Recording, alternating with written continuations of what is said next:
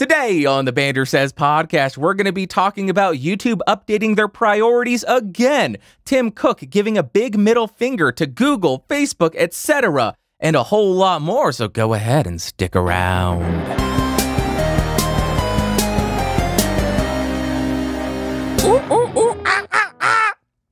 That was my monkey impression, and nobody listening to the podcast is going to understand why.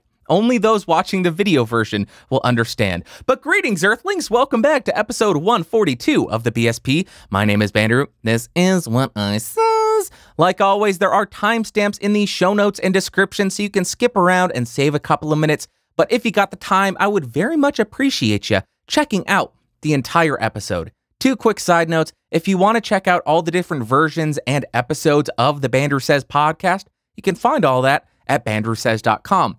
Secondly, this was a relatively slow news week, so we're going to be taking a slight departure from the normal format and doing a somewhat deep dive on only a couple of topics. And the first topic we're going to be deep diving into is YouTube updating their priorities for the third time in 2018.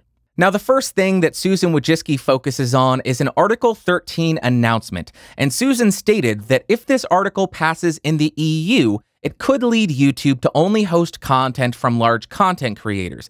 And that's because a website would be held directly liable for all content uploaded to their website, meaning it would be a little bit too risky to accept the large amount of content uploaded every minute to the YouTube platform. Now, I am not well read on Article 13, but if Susan Wojcicki is not being hyperbolic here, then this could be a very serious issue for YouTube and pretty much all websites. You can no longer have a comment section on your website for fear of somebody uploading some sort of copyrighted meme or copyrighted image or song or lyrics or anything. You would be held directly liable for that copyright infringement under this new article. Now, we've seen how broken the current copyright claiming system is on YouTube and how easy it is to abuse. Now imagine how difficult it would be if YouTube could be sued every single time someone uploaded a cover song because that song is likely copyrighted. That would be a very, very precarious situation for YouTube to be in. But it also raises a question about fair use. Would that be allowed under Article 13, or would including any copyrighted material be an infringement? I don't know the answers here because I'm not very well read. But what about an original song that you write and record and upload that sounds a little bit like a Radiohead song or a Taylor Swift song? Would they have the right to sue you because of that upload or force it to be taken down? Or would YouTube have to go through the lengthy legal proceedings stating, no, you know what, Jimmy Bob's original song about pizza is different than the Under Pressure by Queen because he says, bump, bump, bump, bump, bump, bump, pizza. Bump, bump, bump, bump, bump, bump, pizza. Instead of bump, bump, bump, ba-da-dum, bump, bump, bump, bump, bump, ba-da-dum-dum. Like the whole Vanilla Ice Under Pressure thing. Would YouTube be fighting that legal battle? Would you be fighting that legal battle? Or if your song is too similar, could they request and force YouTube to take down that content? That's where it gets a little bit confusing and where it could become very, very dangerous for YouTube to accept any content unless the company uploading the content probably has an entire legal team and a copyright department to ensure that the content that they are uploading does not infringe on any copyright. So I fully understand why Susan is saying this could be very dangerous and force them to only upload content or accept uploaded content from large companies. And the second topic that she covers is communication and transparency. And there's really nothing new or interesting here. She just mentions that they're continuing their attempts at being more transparent through the YouTube Studio, Creator Insider channel, and YouTube Creator channel, as well as YouTube executives taking part in interviews, which we've seen Robert Kinsel take on quite a few more interviews with actual YouTubers. And I'll only take a moment here and say if you're not subscribed to the Creator Insider channel and you do create videos on YouTube, you definitely need to go subscribe to that channel immediately because that is the quickest way to find out what updates are coming out, what bugs there are in the system, when they expect it to be resolved. and if there's any issues with anything going on YouTube. So if you are a creator, go subscribe to the Creator Insider channel. The third topic that she covers is helping you succeed. First up, this quarter, they updated their monetization system, which apparently improved monetization icon accuracy by 10%.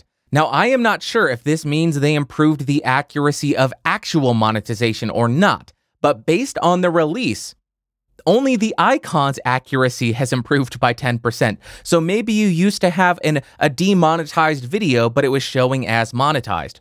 Well, now they've made that 10% more accurate. It will show you if you are actually monetized or if you are demonetized. That's what I get out of it.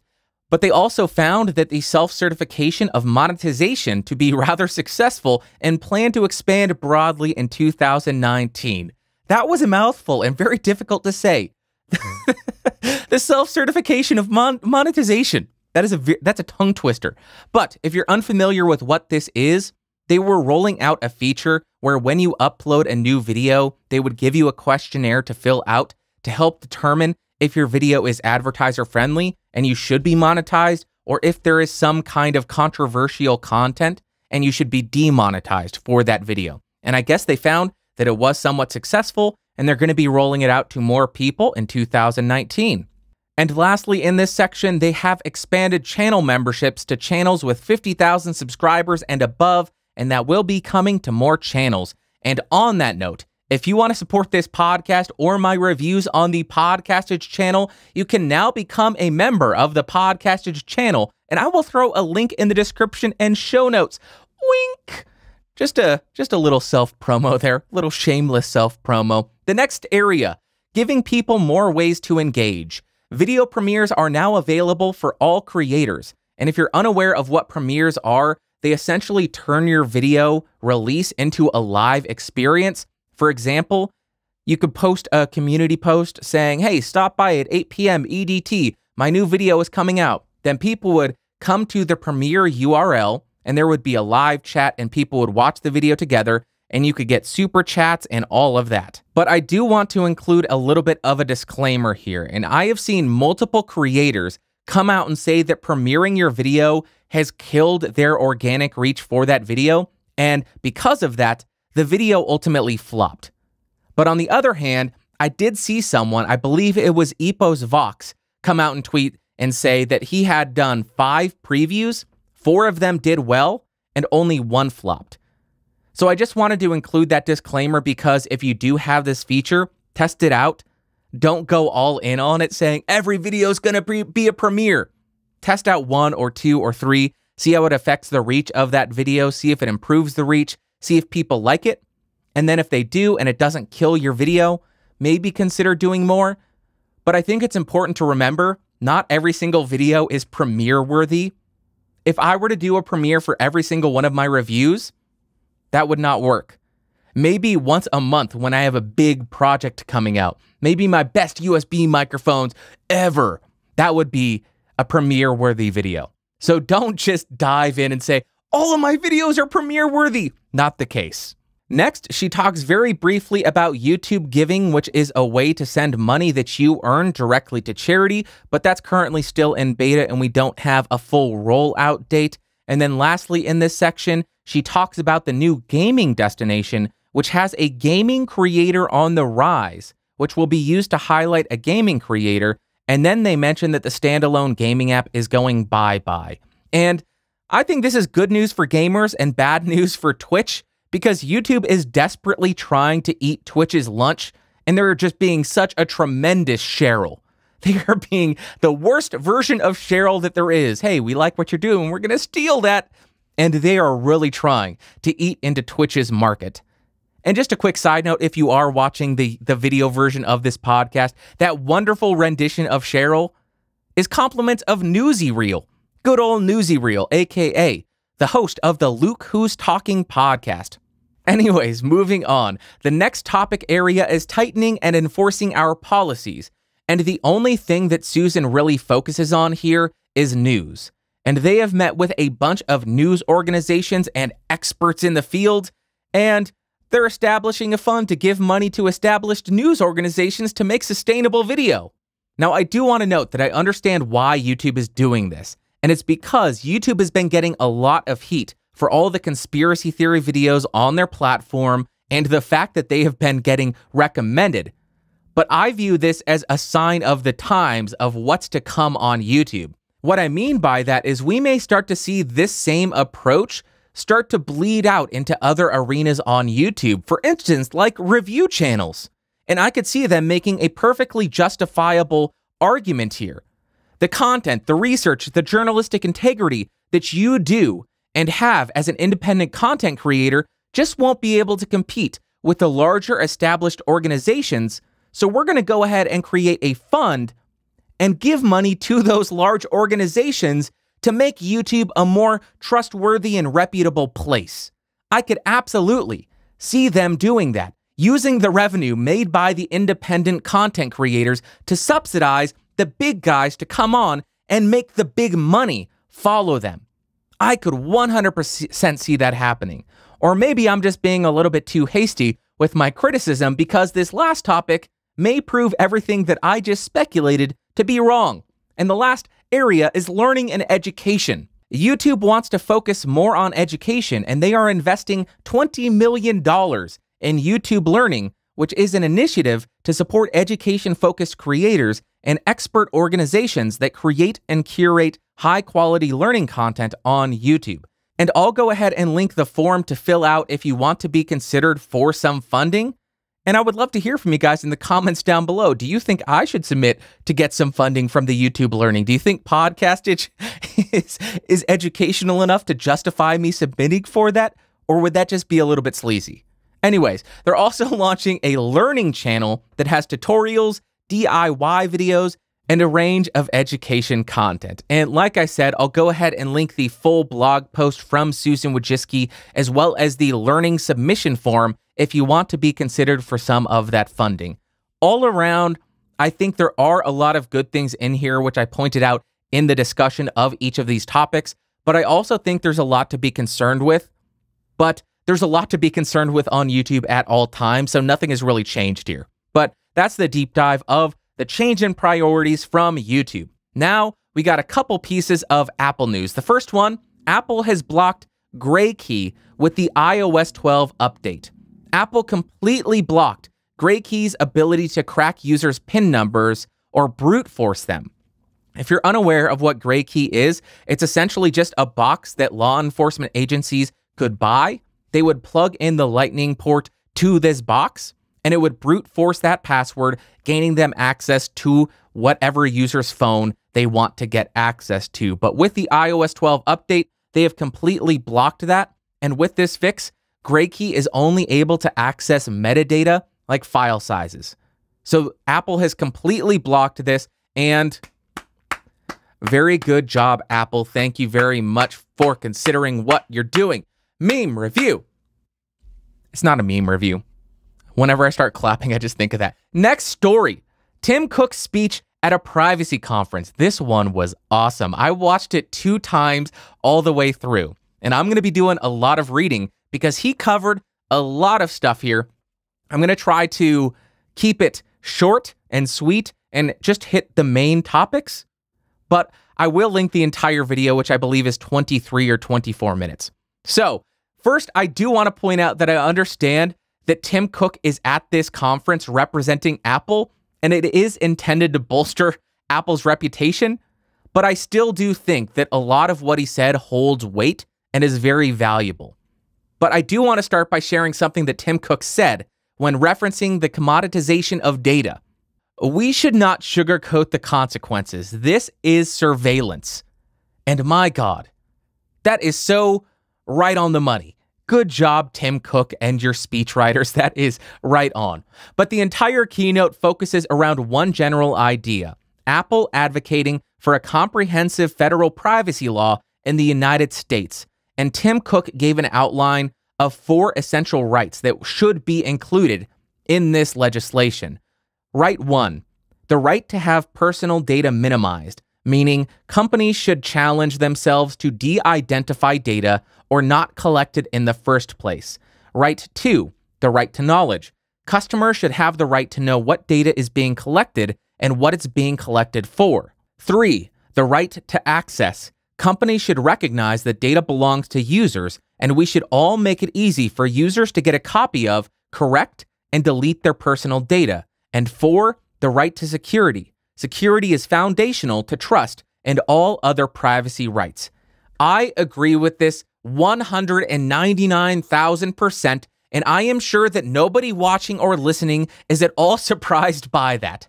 But companies earn their money from monetizing our data, and by using their free services, we are agreeing to that model. So with this new legislation that may or may not ever come to fruition in the United States, that would mean that there needs to be a new model of monetization for these companies, meaning less or no targeted ads and more subscription models. We would have to pay for these services because they need to earn money, or these companies would have to accept the fact that they cannot directly target people with their information. It is just going to be like print media marketing. Buy a full page ad in GQ, buy a full page ad in the ESPN magazine. If any of those even exist, I don't know. I have not bought a magazine in 10 years maybe. But that's the price that we're going to have to pay if we do want our privacy back. These companies do deserve to be compensated for the service that they are offering. And if we are asking them not to collect our data and monetize it, we need to pay them for access to that service. And I have been thinking about this a lot. If I am paying for a service and the company doesn't think that they are making enough money off of me, currently, they will go out, aggregate my data with a bunch of other stuff, and sell it off to a company to earn a couple of extra bucks. If they don't think they're earning enough money off of me, they should not go that route. What they should do is say, okay, Bandrew, we don't think we're earning a big enough profit off of you. We're going to raise your bill by $1. That's what I think should be happening. Now, I think it would be very interesting to see how much we as consumers would have to pay for a service like Facebook in order to offset the money that they make from selling access to each of our personal information database things. I suppose what we could do to figure this out is look at Facebook's annual revenue and divide that by their number of users. So I went online, I went to trusty old Google, gave them some more information about myself for the free service. Thanks a lot, Google. And thanks for hosting this video, Google. I really appreciate it. I hope you enjoy my tasty, tasty information. But Facebook had, that was weird. Facebook had an annual revenue of $40.7 billion in 2017. And I believe currently, or in the last quarter, they have 1.47 billion active daily users. So what we'll do is take 40.7 billion, divide it by 1.47 billion, and that gives us $27.68 per person per year. And we'll go ahead and round that up to $30 just to give Facebook that added revenue, that added profit. Good job. You're doing such a good job, Facebook. What that comes out to is $2.50 per month per user. Now, that doesn't sound like a lot of money, and I would be more than happy to pay $2.50 to avoid Facebook collecting all my data. But I will admit that is not going to be feasible for people in poor countries. That is a lot of money to some people who are making $6 a day. That's a day's wages to gain access to Facebook. That is absurd. And I'm sure Facebook knows, well, we would lose a large number of our users. So we could go ahead and say, let's bump that up to $5 a month. Would you be willing to pay Facebook $5 a month to remove all advertisements and avoid all sorts of data and ad tracking? I think many people would be more than happy to pay that price to avoid Facebook tracking everyone. And additionally, that is assuming that Facebook has no other revenue streams besides advertising income. And I imagine that Facebook has a lot of different arms of their company that have other kind of income revenue. I imagine that advertising is not the only type of money that Facebook makes.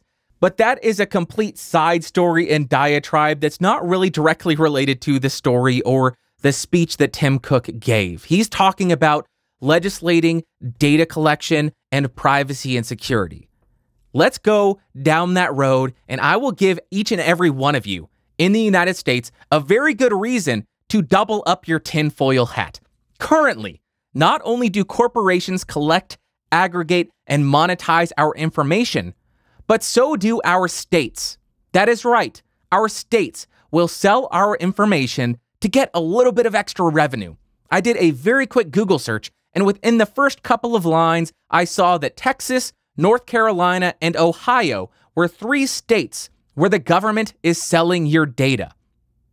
Not only is this DMV registration data, your address, your phone number, but it's also voter registration data. I am sure everybody in the US has been seeing an increasing number of spam calls from these politician campaign places, and also an increasing number of marketing over the mail, snail mail. You've gotten a bunch of awful mailers. I personally have received around 40 different mailers from political campaigns, and what does that mean?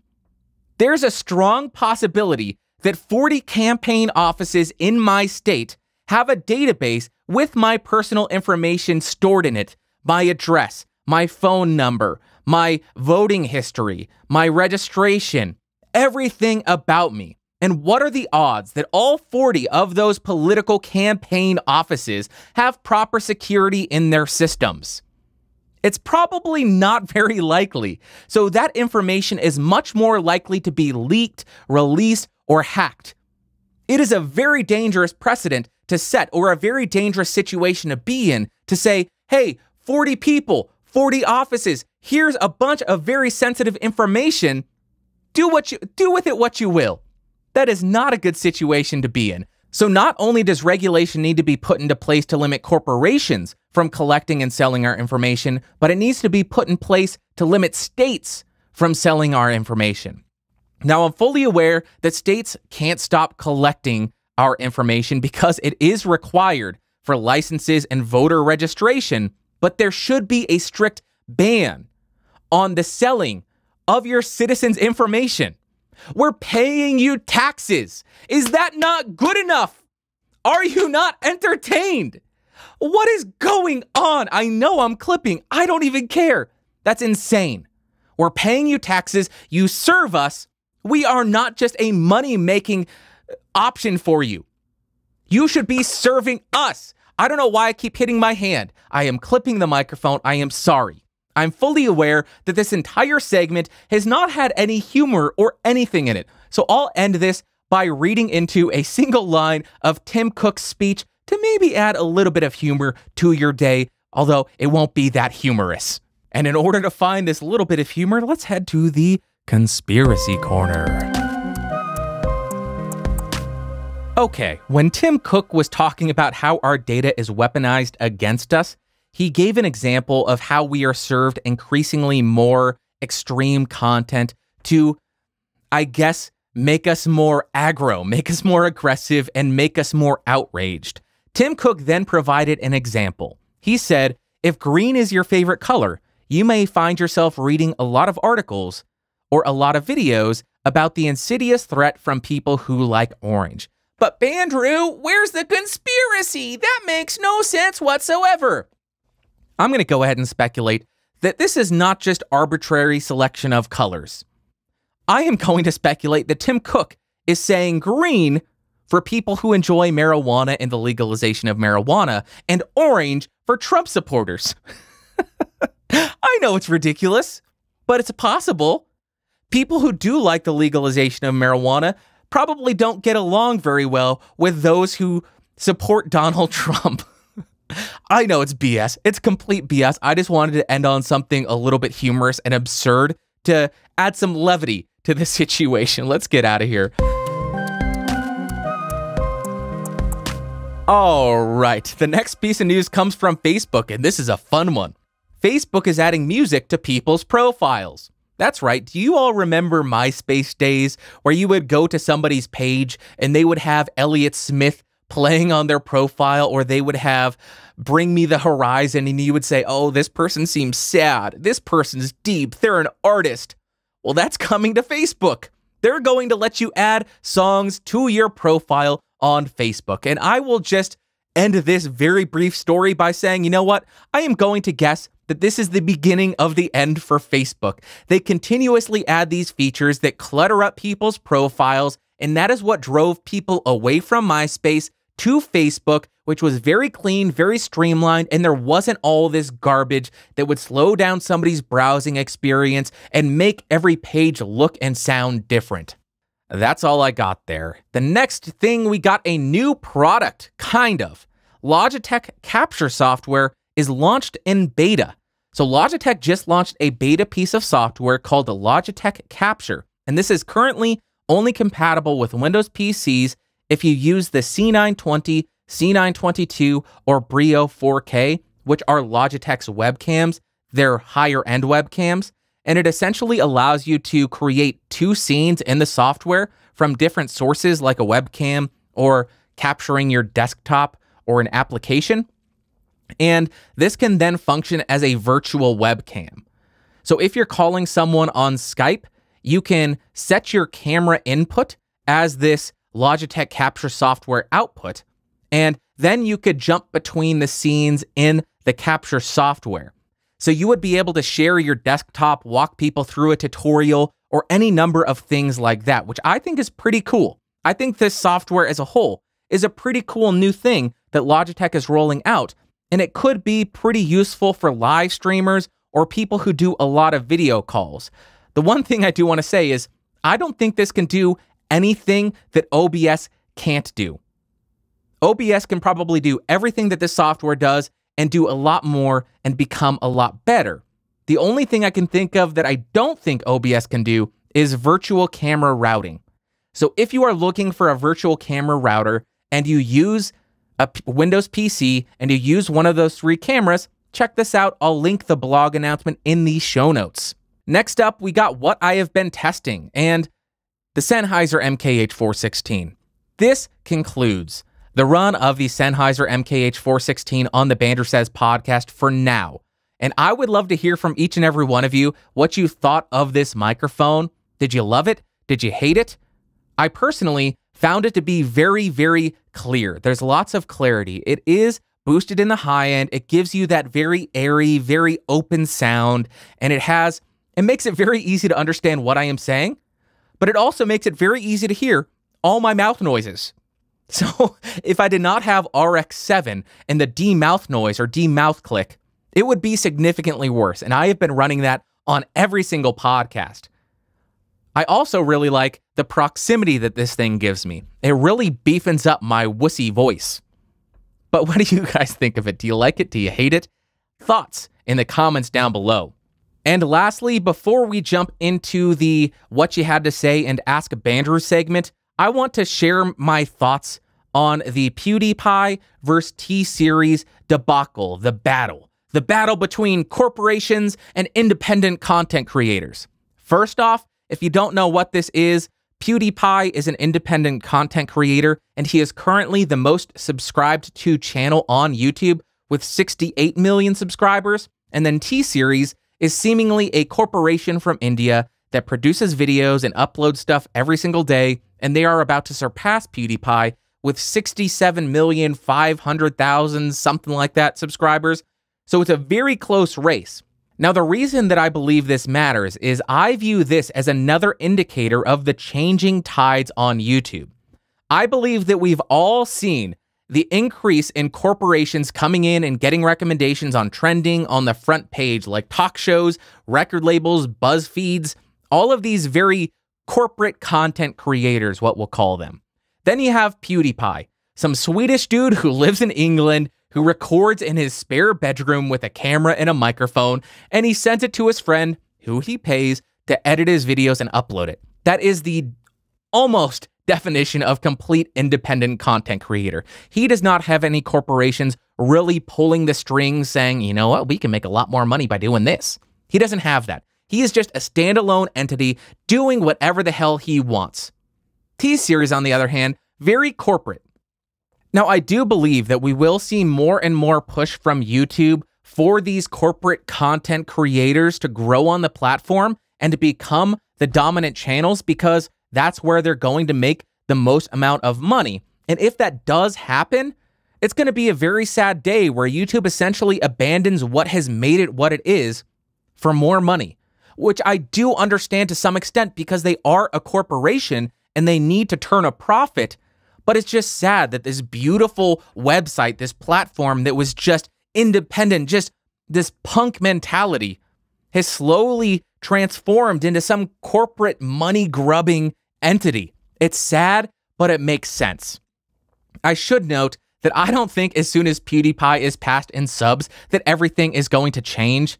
I simply think it's an indicator of corporations successfully entering the market that independent content creators developed and taking it over. But that's all I wanted to say. I would love to hear from you guys on this. Do you think it's a big deal that PewDiePie is about to be overtaken? Do you think it doesn't matter? Do you think these corporate content creators are really what matters on YouTube? And if you do, oh, you suck. You suck. I hate you. Let's get to what you had to say. I don't really hate you. Interesting take. I would love to hear from you more. First comment comes from Heather. Were the Facebook portals developed in their enrichment center? Either way, the cake is probably a lie. Heather, I think you hit the nail right on the head. I think it is inevitable that Facebook is going to incinerate each and every one of us and turn us into bars of soap or some kind of fuel to make more money off of us because there's regulations put into place to keep them from collecting our data. They will just turn us into human fuel. Good insight there, Heather. The next comment comes from Dark Paladin. What do you do before you record your podcast? Vocal warm-up, drink or gargle water, eat green apple? Very good question. I appreciate you asking this. I had to think about it. I drink water throughout the day before and the morning of to ensure that I am as hydrated as possible, and being super hydrated should limit the amount of saliva in my mouth. I haven't really found that to be the case, but I read that somewhere, or I think I remember reading that somewhere. I don't eat any apples, although that is also supposed to be good. The tartness of the Granny Smith apple or something like that helps curb the creation of saliva. But whenever I take a bite of an apple, I want to eat the whole thing because it's so delicious. Now, I do some basic vocal warm-ups, just lip rolls.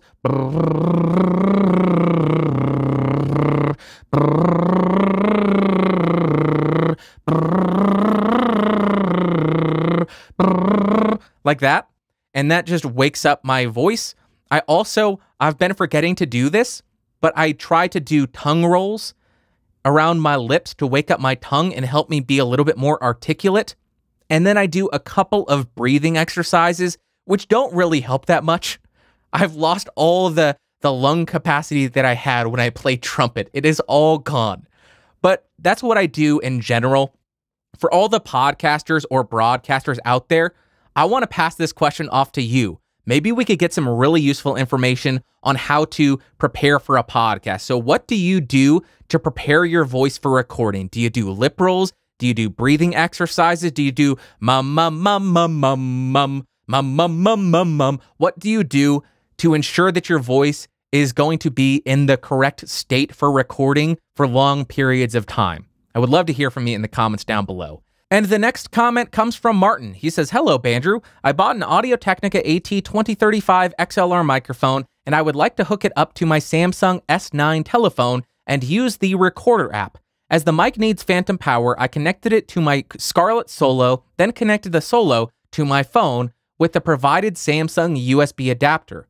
All I heard was a horrible noise. I think the phone cannot provide enough power to the Solo and the mic. Is there another way around, or should I buy a Zoom portable recorder instead? Thanks in advance and keep up the good work. By the way, I'm the type that listens to all your videos because I'm crazy. Cheers from Canada. Martin, thank you very much for watching and listening to all my videos. I appreciate your crazy butt. I too am crazy. I listen to each one of my videos multiple times, 3 or 4 or 5, to make sure I didn't screw up. And let me tell you, it's taken a toll on my sanity. Slowly going downhill. But Martin, I did try to find an answer to this question for you, and I could not find any kind of specs about the voltage pass-through provided over the OTG cable provided by Samsung. It would need to be 5 volts in order to power the Focusrite Scarlett. That's what all USB audio interfaces require because that's the max power available through USB. Now, a simple workaround for you would be to run out of the headphone jack of the Focusrite, using a stereo 1/4-inch cable, and at the other end, it terminates into a stereo 3.5 millimeter cable, which would be a TRS cable, and you would run that into a TRRS splitter connected to your S9 headphones jack. That's what I would say is a workaround there, but one downside, you would not be able to hear what you're actually recording because you're now using the headphone jack to pass that data through to your phone rather than through to your headphones. So I don't know if that's important to you, but that's how it's going to work. I think ultimately, though, you would be better suited or better served with a Zoom recorder. I say that because I don't know of any audio interfaces specifically designed for USB-C functionality on Android devices, and I don't have any Android devices to test it out on. If I can wax poetic about it, I think I know why that is the case. I think it's because there are so many different manufacturers of Android devices with so many different components and so many different specs every single year, so many different iterations of the software, that these audio companies can't guarantee that their device will work across all devices, and there are simply too many new devices every year for them to justify testing it out on all those devices. With iOS, on the other hand, and the Lightning ecosystem, there's only 3 new phones per year that they have to make sure it works with their interface. So it is much more feasible for them to say, okay, we can easily plug in 3 phones and make sure that works, rather than, wait, how many phones came out this month on Android? 100? We can't buy all those. This is a nightmare. I think that's probably why we see the discrepancy in Android and iOS accessories for the audio field. It's just much more difficult to do quality assurance when there's 100 new phones or 1,000 new phones per year in the Android ecosystem. But I hope that helps. I'd say go with the Zoom recorder. And now we got my favorite part of the podcast, the AskBandrew segment. All right, just a reminder for y'all, if you got any questions, go ahead and send them to askbandrew@gmail.com, and I may answer them on an upcoming episode of the podcast. Isn't that right, Jimmy? That's right, little Satan's helper. I don't know what that was. I apologize. That's Jimmy, my little dummy, sitting on the shelf behind me for all Halloween. First email comes from Luke. He says, "Dear Lord Bandrew of the Podcastage Kingdom, quite an introduction and a title. I appreciate it. I'm going to start signing my emails with that. How are you doing? Good, I hope.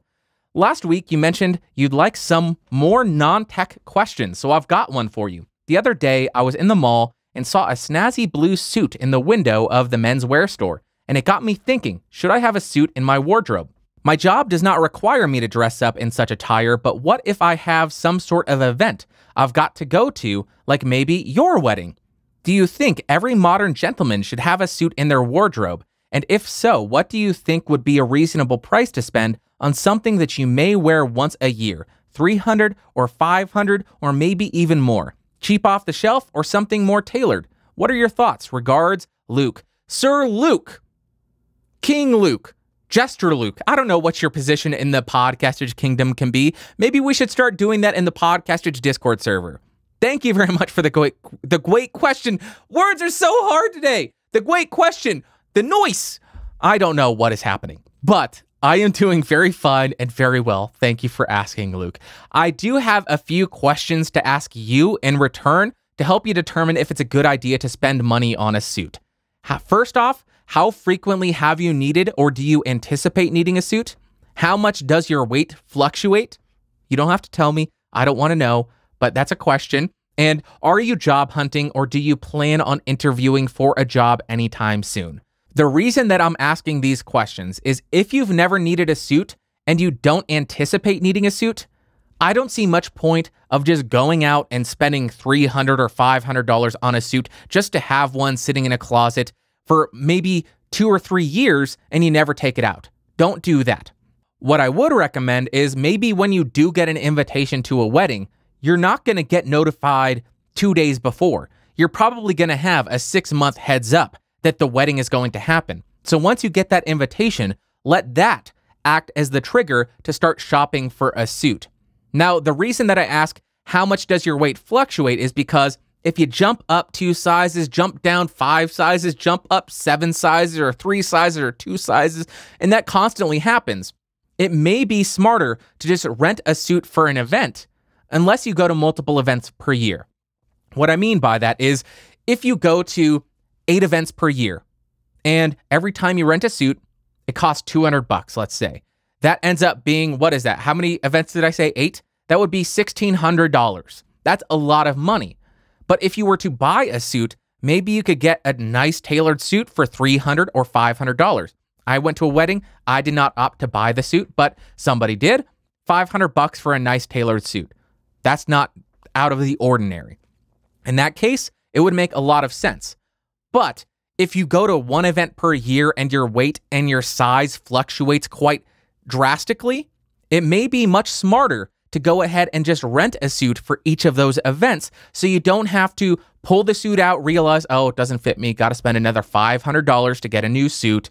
But I do think if you are buying a suit and you are relatively stable in your weight and in your size, tailored suit's the way to go.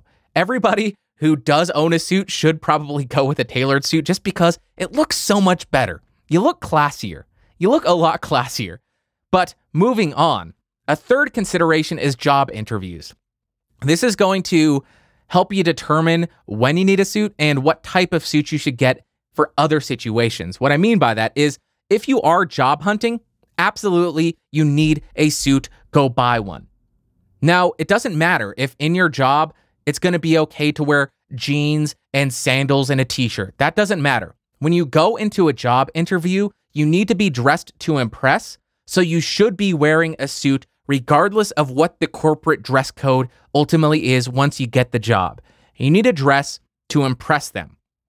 But also, if you plan on job hunting, you can't buy any suit you want for a wedding. If you want to buy a bright blue suit that's very flashy and just makes everybody go, oh my God, look at that guy in that suit, that may be good for a wedding, but probably not going to be the best option for a job interview. So if I were you and I was buying a suit for a wedding, I would consider buying a more conservative style suit.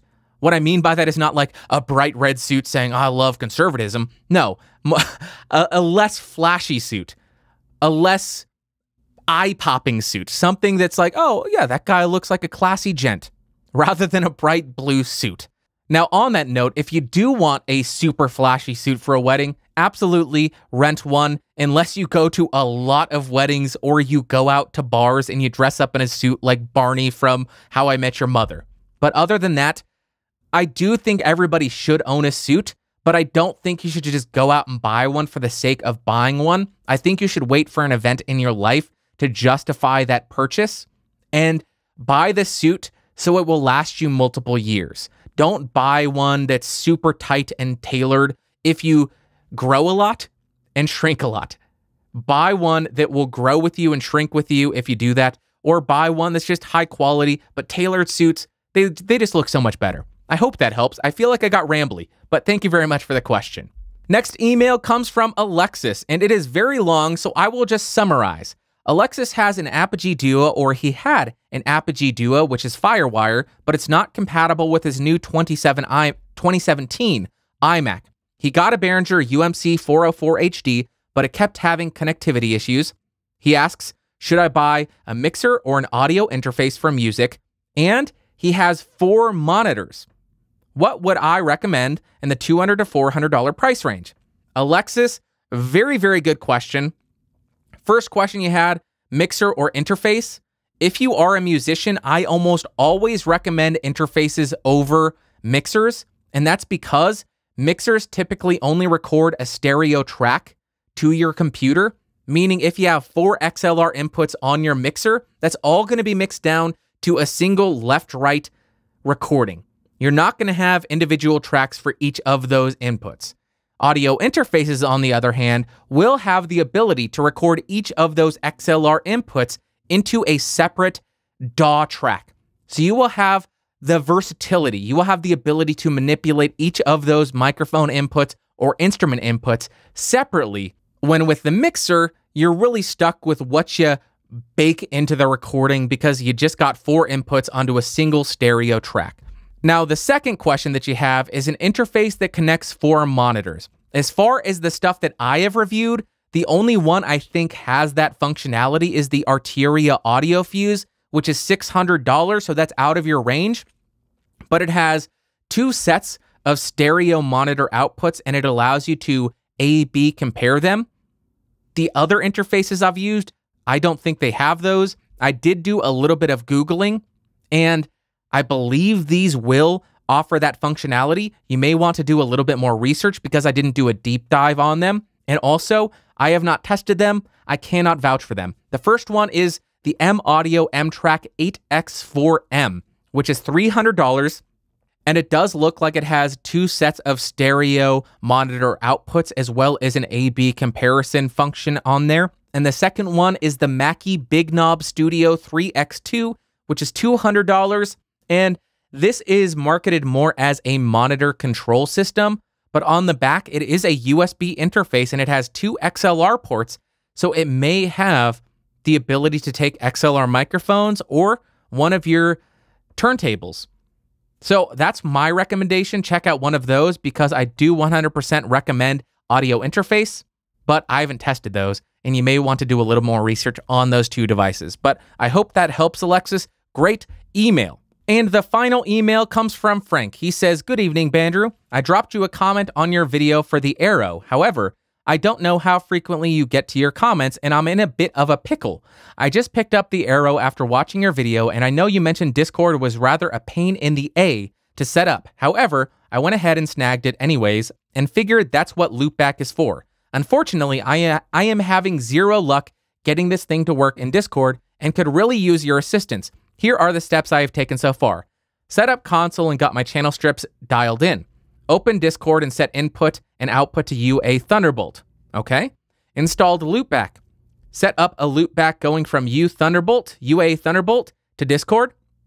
Set up a Loopback from console software, open Discord and won't pick up the mic at all. Set up a Loopback from UA Thunderbolt and console, same problem as number 2. I tried disabling all channel strip. Okay. I will go ahead and explain how I did this. But thank you for the question, and I don't even know if you're going to be seeing this because you sent this tech question to my business email, so I figured I'm going to go ahead and exploit you for content. So thank you very much, Frank, for the free content. Now, I made a video walking you through my process, and I'll just go ahead and include the audio and the video right here to walk you through it.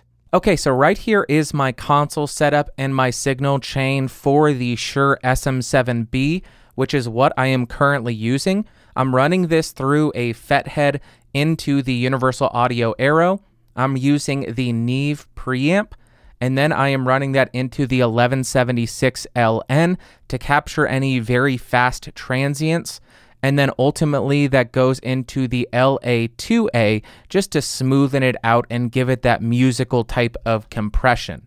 But now let me go ahead and drag over Loopback Audio, and I'll walk you through how I would set this up.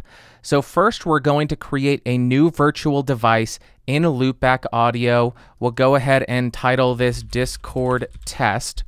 Then as far as sources, we're going to go ahead and select, I don't know why I said select. We'll select the Universal Audio Thunderbolt.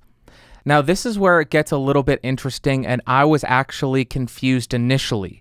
You don't want to use the automatic channel mapping. You want to manually channel map your audio interface to this new artificial sound source. So once you select manual channel mapping, it will display all the available channels for your interface. Now, we only want this to be a mono input for Discord, meaning we only want channel 1 to come out of both left and right headphones. So all we're going to do is come up to the available channels. We'll select left and drag this down to the manual channel mapping on the left channel. And we will also take left, which is channel 1 or input 1 on the back of the arrow, and drag that down to right. Now, when I go into Discord in my audio settings, I will select Discord Test in the input section and Universal Audio Arrow as the output. That is how I have it set up, and it has worked flawlessly for me once I figured that out, and I hope that helps. So I hope that helped clear it up. I will admit, when I first got the interface, I was very confused. Also, when I tried to use Loopback, I was confused. There's a lot of stuff going on there, but I think that solution should fix it for you if you are still having the problem, or even if you hear this response. But that is going to do it. Thank you, everybody, for the emails, the comments, the support. All y'all are amazing. I appreciate each and every one of you. I hope y'all have a very safe Halloween, which is this Wednesday. Don't drink too much. If you do drink, get a taxi. Do not drink and drive. Do not eat razor blade apples. Do not do any of that stuff. Thank you guys so much. Again, bandrewsays.com. That's it. I'm not going to give you a bunch of calls to action. Just be safe out there this year. Talk to y'all next week. Thanks for watching. Thanks for listening. That's the Podcaster's Outro again. Bye. See ya.